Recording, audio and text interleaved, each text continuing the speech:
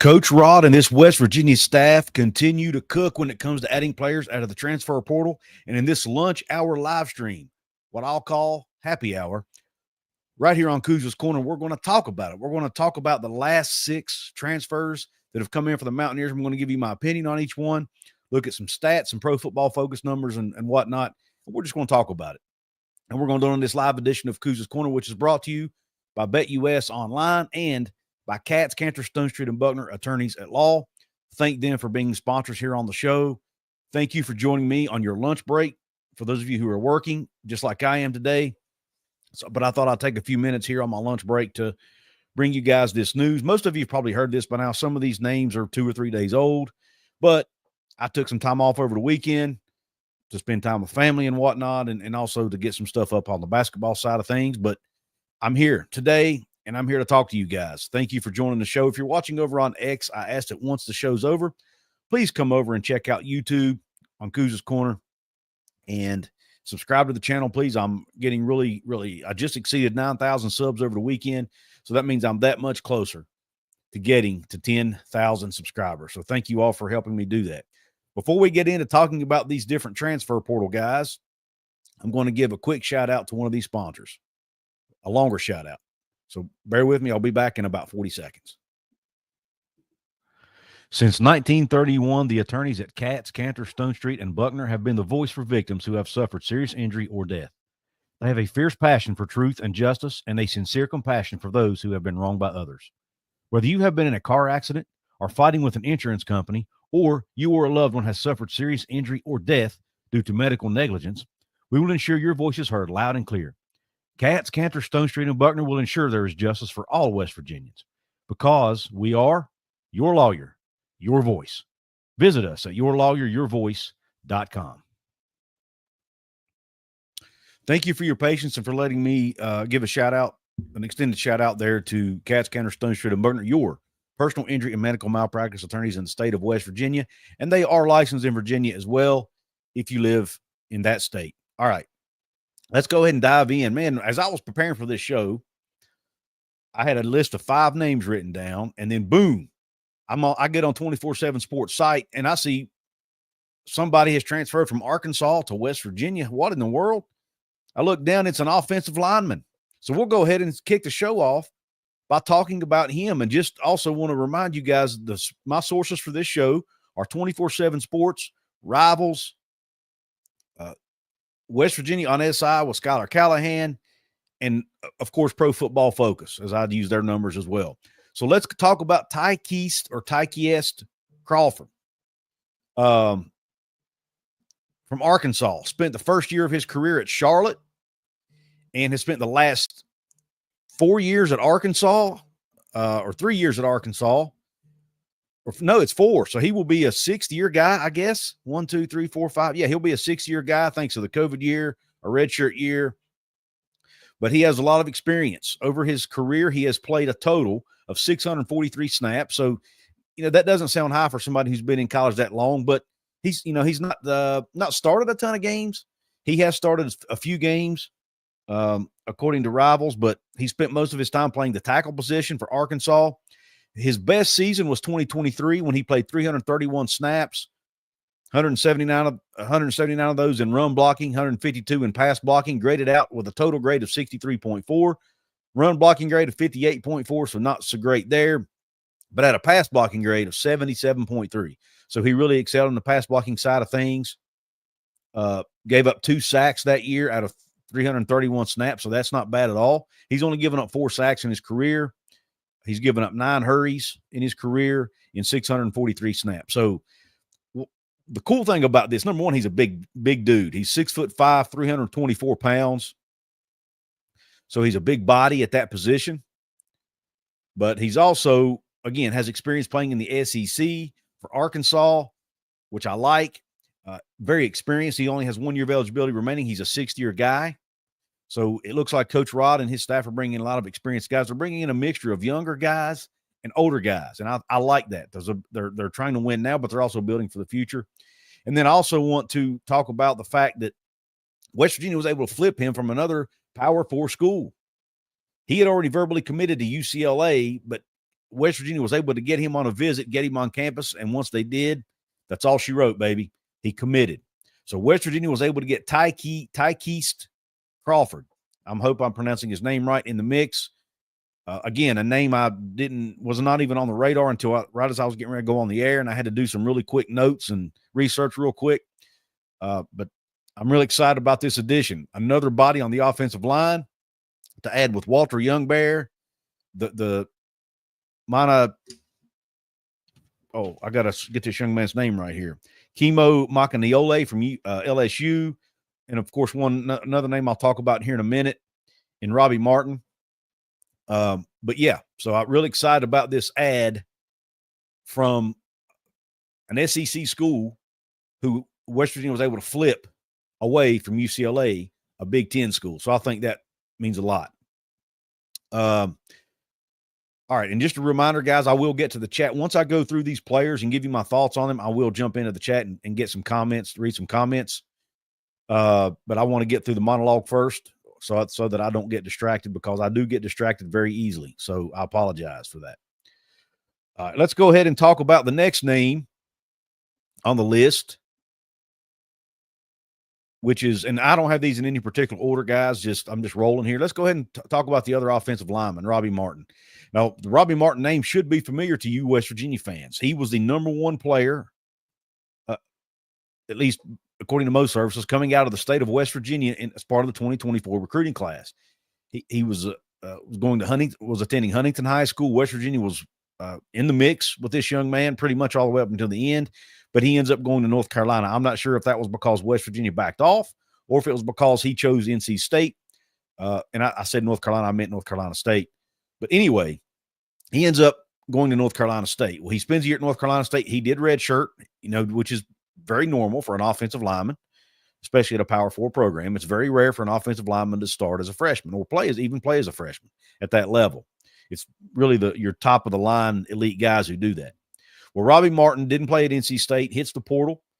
There was some concern that he might go to Marshall because Tony Gibson was his lead recruiter at NC State. He's now the head coach at Marshall, but he ends up choosing the Mountaineers. Robbie Martin is 6'3", 302 pounds. Again, he has 4 years of eligibility remaining.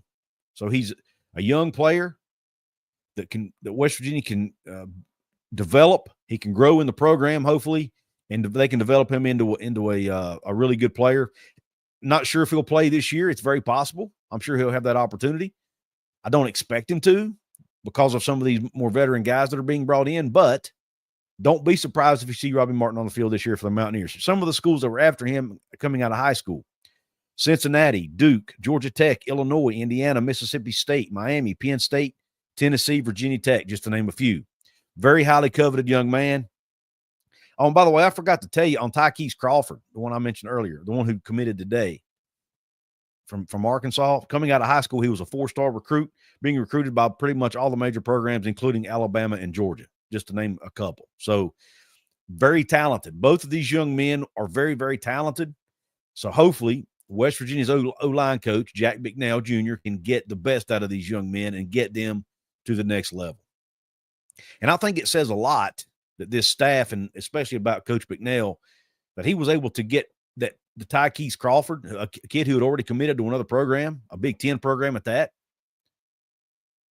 I think it shows the type of recruiter and the type of coach he is, that they're able to get these young men flipped, or was able to get the one young man flipped anyway from UCLA. Apparently, Coach Bicknell is very likable and can relate to these players. And look, he has NFL experience. Not every O-line coach in college can say that. So if you're wanting to get to the next level and that's your goal, he can tell you how to get there.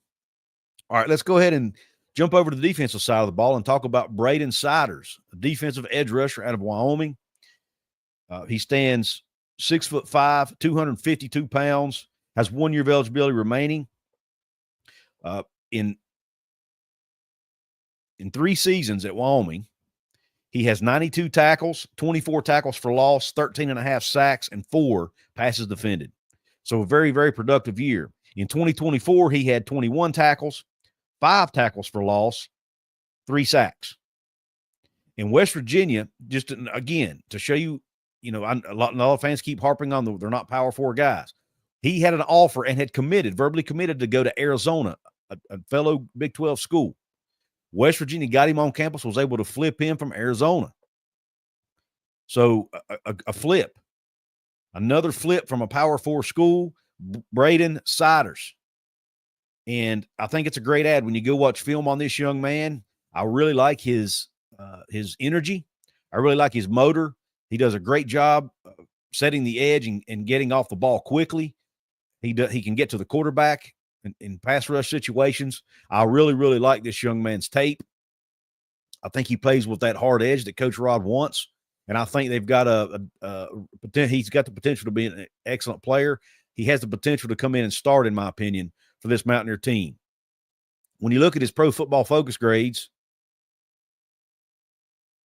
at Wyoming, he played, this is the 2024 season, okay? Well, let's go ahead and look at his career.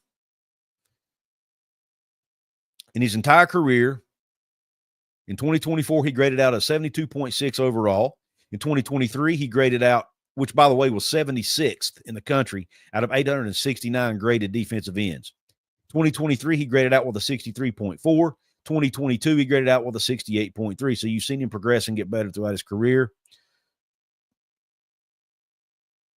When you look at his pass rush grade, it was a 65.7 in 2024. And his coverage grade, so he could play that bandit position. I'm not sure if it's going to be called a bandit in this new defensive scheme, but he can drop back into pass coverage, and he graded out there with a 73.1. He does play majority of his snaps. He played 253 snaps on the D-line, played 20 snaps in the box, another 6 in the slot, 7 on punt return, and then 21 snaps on field goal and extra point block. So a really good player this is in Braden Siders, in my opinion. I think they got a really good player here with this young man. Let's go over, and I think I mentioned this, but he has 1 year of eligibility remaining. Let's go ahead and stay on that side of the ball, the defensive side of the ball, with Chase Wilson, a linebacker out of Colorado State. Again, there's a clip of him pumping up his teammates, giving them a pregame pep talk. I think it's pregame. I think it's floating around on social media. I recommend you watch it. If you're offended by bad language, don't watch it. I think it does bleep it out, though, so you'd probably be okay. But, man, you talk about somebody with a hard edge. This young man plays with an absolute nonstop motor. He's a headhunter. And I say that in a positive way. He's not out trying to break rules or hurt anybody, but he's looking to hit you, man. He's looking to hit you and hit you hard. He's looking to make plays. He's explosive off the ball. I just really, really love this young man's tape. I think he's a really good player. 6'1", 230 pounds, again, out of Colorado State, 1 year of eligibility remaining. Another one of those experienced guys. He has 25 starts in 2 seasons at Colorado State, but he's been with the team for 5 seasons, so another 6th-year guy. He was a second-team All-Mountain West player for the last 2 seasons. In combined, 2023 and 2024, he has 205 tackles, 11.5 tackles for loss, 3.5 sacks, 3 passes defended, and 2 interceptions. So he's done it all. He's picked off passes. He's knocked down passes. He can get to the quarterback. He's an elite tackler. And let's go ahead and pull up his PFF grades while we're talking about it here. Again, Chase Wilson out of Colorado State. 71.9 overall defensive grade in 2024, 66.7 on run defense, 71.1 in pass rush, 73.5 in coverage. Let me see if I can pull up his tackling grade here, if I can find it.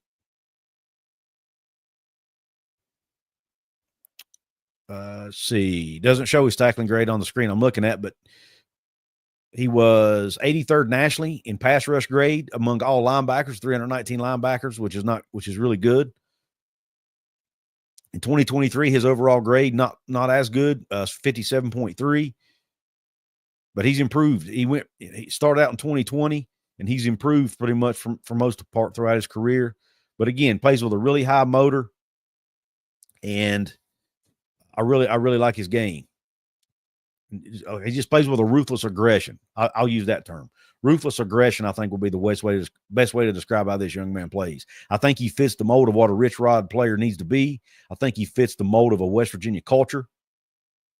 So I like it. I really like his game here. Let me see if I can pull up his tackling grade real quick.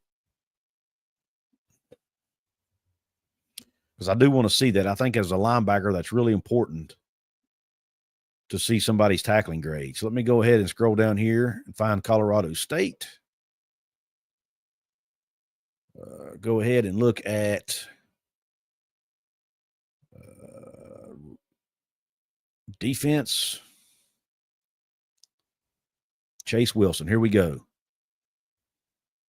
He had a 64.6 tackling grade. So didn't set the world on fire, but it's right around average. So not terrible at all. 56 tackles, solo tackles, 29 assisted tackles, only 14 missed tackles. So a missed tackle rate of 14%, which is good. At 35 stops, led the team in stops. That's really good. Stops is basically you blow up a play. It's a play that results in a negative play for the defense or offense, rather. You blow it up. 35 of those for Chase Wilson. So a really good number there. Led the team, again, like I said, in that category. And was, like I said, second team All-Mountain West player. So really good, to me, a really good pickup for Coach Rod, for Zach Alley in that Mountaineer defense. Let's go ahead and stay on the defensive side of the ball, and let's talk about this young man right here, William Davis from Division II Virginia Union. Now, obviously, we're not going to talk about stats, and we're not going to talk about PFF grades with this young man. Throw all that out the window because it's against D2 competition. And I will admit here, this is it to go from Division II to Power 4 is not easy, but it's been done a lot. There are even Division II guys playing in the NFL. Look no further than Tyson Bagent, a second-string quarterback for the Chicago Bears. So it's very doable. I admit it's not as easy, but when you turn on this young man's tape, I really think that he has a shot to be not only get snaps for West Virginia, but I think he has a chance to start at safety for West Virginia. He's extremely, extremely talented. He comes off the ball when he pops on tape, you turn on the tape against Division II schools, he's faster than most of the other guys. He's more aggressive than most of the other guys. He's more explosive. He hits hard. He tackles well. He does it all. He can play in pass coverage. There's not much this young man can't do. So I recommend you go find William Davis's highlights before you judge. Again, I know Division II to Power 4 is a stretch, and I'm not going to sit here and predict that this young man's going to be some kind of All-American or anything like that. But I do think, and it is harder to judge the talent and the performance of these guys, but I do think he has a shot to be an extremely, extremely good player at West Virginia and even start. And by the way, his size, he's 5 foot 10 inches tall, 195 pounds. William Davis out of Virginia Union. Let's switch back to the offensive side of the ball. I think I only have one more guy to talk about, and that's Davion Walker, wide receiver from Butler Community College, previously played a couple seasons at Vanderbilt. Now, Davion Walker has 3 years of eligibility remaining because of the new community college, because of the new JUCO rule, which allows players that 1 year of the community college doesn't count against him. So he can play that year, plus he had 2 other years as well. He's 6'2", 200 pounds. At Butler Community College, he caught 19 passes for 331 yards and averaged 17 yards per catch, which is really good. So he gives them a downfield threat, it appears. He was recruited out of high school by Pitt, West Virginia, Maryland, and Liberty were probably the 4 best brands on his list. So Coach Brown did go after this young man, he and his staff. Coming out of the portal, just to give you an idea, coming out of the transfer portal from Butler Community College, he was also recruited by UNC. So, hey, if he's good enough for Bill Belichick, he's good enough for me. That's the way I look at it. You know, his numbers are not going to blow you away or anything like that. Like I said, 19 catches, other than his yards per catch. But I did watch a few highlights. He's really good at going up and winning 50-50 balls. He's not a burner. He's not a 4-2, 4-3 guy, but he can go up and get 50-50 balls. He can make plays downfield because he's really good at maneuvering his body and catching the ball in the air and high pointing the ball. And like I mentioned, I don't want to be repetitive, but the 50-50 balls. Now, is he going to blow by anybody? Probably not. He's not slow by any stretch. He's not slow, but I don't really consider him a burner either. But he is a good wide receiver. I think he has good hands. How well does he block downfield? I don't know the answer to that. He only played a handful of snaps at Vanderbilt, so there's not a whole lot out there on him. as far as that goes. But I do like this pickup. Again, North Carolina wanted him with Bill Belichick and his staff. He played in the SEC at Vanderbilt, and I know Vanderbilt is not Alabama or Georgia. I understand that. But nonetheless, it's still a Power 4 SEC school. And then again, he was wanted by multiple P4 schools coming out of high school, so you know he has the talent. It's at the very, very least, it's a depth piece for that wide receiver room. He has a couple years to develop in the program. He doesn't have to come in. You don't have to.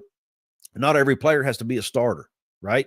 You can bring guys in and develop them. And I think Davion Walker, if he's not able to step in and start or be a heavy contributor, he can at least do that in the next 1 to 2 years down the road, in my opinion. I think he does have the ability to see the field and get playing time for the Mountaineers, especially under this Rich Rod system.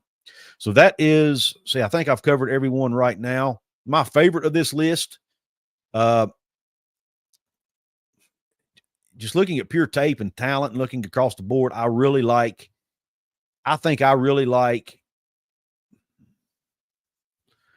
Chase Wilson out of Colorado State. He excites me, and I like the addition of Tykees Crawford out of Arkansas. I think those two are, to me, because both of those guys have an opportunity they both fill major positions of need. You know, West Virginia has lost both of their starting linebackers to the portal in Trey Lathan and Josiah Trotter. I think I think Chase Wilson comes in and fills a need at that position with an opportunity to be a starter there. And then I think Tykees Crawford also fills a need. You know, they lost 4 offensive linemen, including 2 that will likely start or were likely to start in Tomas Remack, Kyle Altuner, also lost Sully Weedman and Lucas Austin. So you lost bodies on and that doesn't even count all the guys you lost to graduation.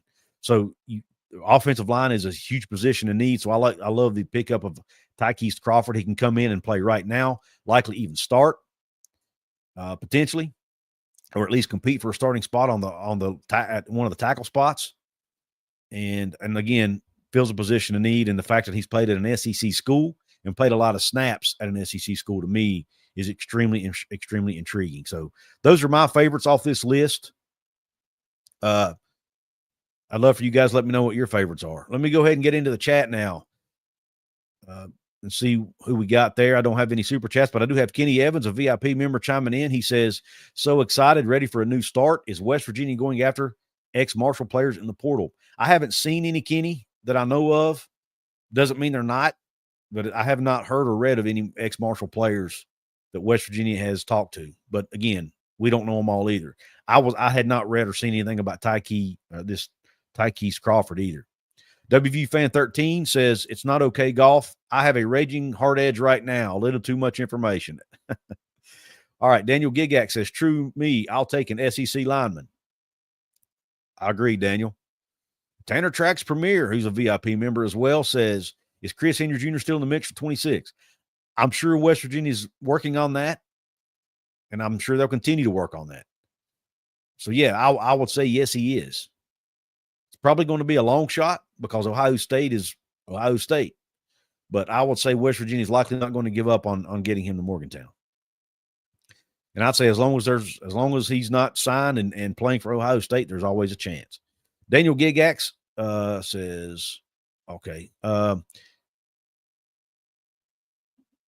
You got WVU Fan 13 again says these recruits don't mean a single thing unless they buy into the Rich Rod philosophy and gel together well on the field. Definitely have huge possibilities happening. I agree. And I know we get excited about these transfers, and I'm a realist. I understand all of them won't pan out.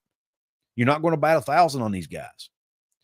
But I trust that this staff will have a higher hit rate than the previous staff did, especially at certain positions like secondary. And I have faith that majority of these guys will pan out and play well. Now, again, they're not all going to. Again, they're not going to bat 1,000. Every guy's not going to be a huge ad or is not going to contribute. It happens. But we need at least a majority of them to hit and be successful to go along with the guys that are already on the roster. So WV Fan 13, it's a very fair comment, brother. Shaq, another VIP member, says, I talked to Nico's mom today. She said he's fired up and ready to go. I believe she told me today is the first team meeting also with everyone. Great to hear that. I've gotten the sense that Nico's excited to play for Rich Rod. And I think he has every look. Do not be shocked if he's a starting quarterback on week 1. And I'm kind of rooting for the young man. I hope he is. But at the end of the day, I trust Rich Rod to pick the right guy. WV Sandlappers watching on X says Rich Rod is building a championship contender, Hell, West Virginia. If you're watching on X, be sure to come over and check out the YouTube channel once the show's over. Daniel Gigak says it's not okay golf. We are talking months out. The chances UCLA cancels is almost 0. What's up, Uber Beats? James Green in the house. Another VIP member says, at first was not a Rich Rod fan this time around, but now I'm ready for West Virginia to be what it used to be. Let's go Mountaineers. And James, I think you fall into a category that a lot of people fall into. There were a lot of fans who did not like the Rich Rod hire, but once they got to see his press conference, he made the comment that he wished he never left. I think he admitted that it was a mistake. I think he's started to get the fan base revitalized again, and I've seen a lot of people who are now getting back on board. And at the end of the day, I think we all want one thing, and that's for West Virginia to be successful, right? So hopefully Rich Rod can do that this time around. And also you want him to do it the right way, but I think he will. Appalachia Africa Twin, who's also a VIP member, says, good afternoon, Couz, and thank you for the show and update today. You're welcome, brother. I'm not going to be able to stay on here a super long time. I am busy today with work, but I wasn't sure when I'd be able to do this again. So Kenny Evans says, I'm so happy to see the stadium going to be rocking this year. It's a hard-edge football game, not a funeral, as in the past. Cheers, Beers, Mountaineers says, it is reassuring to see the hard-edge mentality attracting young talent. The last 10 years of football have been different than the previous 10. It seems like hard edge is back. I agree, brother. I agree. There were some exciting times during the Dana years, though. I thought, it wasn't a total failure. Luke Bart, thank you, sir, for being a member. Says, what about the flip from UCLA? I'm late. I don't know if you talked about it. I did, Luke. He was the first one I talked about, actually, because I just saw it right as before I was coming on the show. Tykeist Crawford, 6'5", 324, tackle from Arkansas, had committed to UCLA. West Virginia was able to flip him. Had been recruited out of high school by both Bama and Georgia and several other big programs. Has played 643 snaps in his career. PFF grade of 63.4 in 2023, playing 331 snaps. He only played 10 snaps, though, in 24, which is a little concerning to me, but I don't know if it was injury or what. Maybe somebody can enlighten me on that, but I am excited. Anytime you get an SEC lineman, I think it's a good addition, especially one who's played a lot of snaps. Kenny Evans says, Neil Brown and Dana said West Virginia can't win the big championship games. Rich Rod will prove them wrong. I hope he does, brother. I sure hope he does. Shaq says, don't forget to like, share, and subscribe. Absolutely. If you like this content, if you like this show that you're watching now, whether you're watching it on the replay or if you're watching it live, please hit the thumbs up button. Also want to take this opportunity before I forget to give another shout out to my other sponsor, BetUS. They do have, I know I normally talk about the online sports betting, but they do have an online casino as well. And right now you can claim a 200% sign-up bonus on your first deposit at betus.com/casino. Take advantage of that offer today. Again, a 200% sign-up bonus on your first deposit with betus.com/casino. If you want to play table games, if you want to play slots, whatever you want to do, they have it over there at BetUS Casino. Make sure if you do play that you play responsibly, please. And also, make sure if you or anyone you love has a gambling issue, call 1-800-GAMBLER for help, and you must be 18 years of age or older. All right, so let's jump back into the comments here.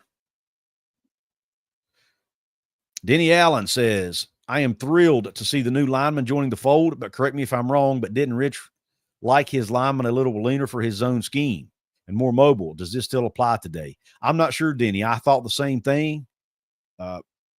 But maybe these guys, and I haven't seen these guys play, at least not, and if I did, I wasn't looking for them, obviously, because I didn't know they were going to be at West Virginia. So I wasn't paying attention. I have seen Arkansas play, but again, I wasn't looking specifically at Tykeist Crawford, but he is a big guy. But maybe he has the foot speed and the ability to protect. I don't know what Jack McNeil's looking for at the offensive line, he or Rich Rod, but I think the game has changed a lot now. If you don't have some guys that with some big bodies up there now, it's hard to move guys around, So maybe they're looking for guys who do have the ability and the foot speed, the quickness, whatever you want to call it, to go along with the size. Maybe these guys have both. And there is another O-lineman, William Reed, out of Princeton, out of the Ivy League, who West Virginia is in on too. I think the young man's really, really talented. I think he has a mean streak. He has a physicality to him that he plays with. I think he has a chance to come in. If West Virginia is able to get him in the fold, he's another one that has a chance to come in and start day one, I think. And if not start, at least push the guys that are currently on the roster. And I think he has a couple years of eligibility remaining, but it's going to be a tough one because there are a lot of schools after him, a lot of major schools. So, West Virginia's going to have their A game as far as recruiting. But even if he does come, I don't think he's eligible to do so until spring because he wants to graduate at Princeton, from what I understand. So we'll see. Denny says maybe after they're in Mike Joe's program, they will lean them out. Yes, absolutely. That's another thing I didn't even think to mention. They can get them where they need. They probably, and they have a really good nutrition program there now as well. So I think they can get them where they need to be. Kenny Evans says, who and do you see us losing running back in spring portal? I don't think so. Obviously we've got two guys who signed as part of the 24 class. You might lose one or two of those guys. Once they experience Rich Rod, maybe they did commit to play for Neil Brown and his staff. Hopefully Chad Scott being in the mix will help retain those guys. But look, we're going to lose some guys in the spring because there are a lot of these guys who, like I said, who signed, whether it be veteran guys or incoming 2024 freshmen I keep saying 25 freshmen who, they were expecting to play for Neil Brown and that staff. So some of those guys may go through a spring practice, a spring camp, and realize this is not for me, and may choose to enter the portal. And to be honest, the coaching staff may also see the same thing. They might see some guys and be like, you know what, this guy's not going to fit for us. We need to encourage him to hit the portal. That happens too. The door swings both ways in the portal. It can be a coach's recommendation or it can be a player's decision. It can be both. But to answer your question, I have no idea, Kenny. I would imagine the guys that coming in and out of the portal will stay. I don't expect Jaheim to leave unless he just really, really does not like playing for Rich Rod. But I think Chad Scott being in the fold is going to help keep him here.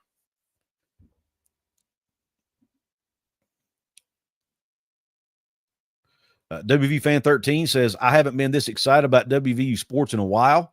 We'll be at the Iowa State game on Saturday. Book my hotel rooms for September 13th, 2025. ESP, going to be a good year. Let's go. And ESP stands for Eat Shit Pit, by the way, for those of you who don't know. Let's see. Who else? What other? Zach says he's been very disappointed in the guys Rich Rod has brought in. Crawford is a step in the right direction. Yeah, and I get it. By the way, I did want to, and I'll answer that in a second. I did want to update. Right now, On3 has West Virginia's transfer portal class as 15th in the Big 12 out of 16 schools, with Arizona being the only team behind them. However, 24/7 has it at number 10. So, look, these transfer portal rankings are really tough to judge because it's like a crapshoot anymore. It's even harder than I think it's even harder to track than high school recruiting, to be honest, because it's just still kind of new. They're still trying to figure out their system as far as how to grade these guys. And two, it's, you've got guys who are 3 and 4 year players who just may not be fits for a system and may transfer and be a hit at another school. You know what I mean? So it's just hard to gauge it. So take it with a grain of salt, but they're 15th in the Big 12, according to On3, and they're 10th in the Big 12, according to 24/7. They've lost 26 guys and have brought in 26 guys based on what I read. So take that for what it's worth. But to answer your question, Zach, or to address your comment, I understand it. And, would I love to see a lot more Power 4 guys? Yes, but there's two sides of this coin. Most of the Power 4 guys that are coming into West Virginia have, not most of them don't have a ton of snaps. Now, some of them do, but most of them don't have a ton of snaps at the Power 4 level. The group of 5 guys that are coming, or the FCS guys, have played a lot of snaps. So they're actually more experienced playing against college at the college level against older, more physical players. So I think that there's actually two ways you could look at that. You know, we're getting when you look back at some of the G5 guys Coach Brown and them were getting, I don't remember all of them off the top of my head, but I don't remember a lot of them having first team all conference beside their name or second team all conference beside their name. Some of these guys Coach Rod are bringing in do, like Braden's, Chase Wilson, for example, was second team all Mountain West at Colorado State 2 years in a row. You know, so it's not like they're bringing in guys who didn't achieve anything at the lower levels. They're bringing in the best of the best from the lower level, right? So I think that means something as well. And too, like I mentioned in the previous show, I think now you're going to see a lot better players coming out of these lower levels than you have in the past, because maybe not today, but I think, but going forward, especially, I think you're going to start seeing a lot better players at the lower levels, because high school kids are not getting recruited by Power 4 programs as much as they used to because of the portal. Power 4 programs look at Colorado, for example. What they signed 6 or 7 guys out of high school last year. They did most of their recruiting out of the portal. Why? I think it was Dion who made the comment, why go get a high school kid when I can go get a guy who's got 2 or 3 years of experience already playing? So that's going to affect high school recruiting. So a lot of the more talented high school kids are going to go play at the G5 or FCS level now. Whereas before they might have went to a Power 4 school. They'll go to a G5 or an FCS school for a year or two, then make themselves more attractive to the Power 4, and then go to the Power 4 level. They're going to not as many kids are going to go straight to Power 4 out of high school, I guess is my point, which means a lot of these lower level kids are going to be really, really good. Like I said, that might apply to the 1 and 2 year lower level guys, but when you get into these 3 and 4 year level guys, most of them were recruited before the transfer portal was really a big thing. So I don't know that really applies today. Denny Allen says, I remember when Rich Rod had his first team meeting in 2001, he told the team to look to your left and your right. Odds are some won't be here, and that won't be my decision. It will be theirs. Hard edge. And that's pretty much exact same thing Dion told his guys when he came in,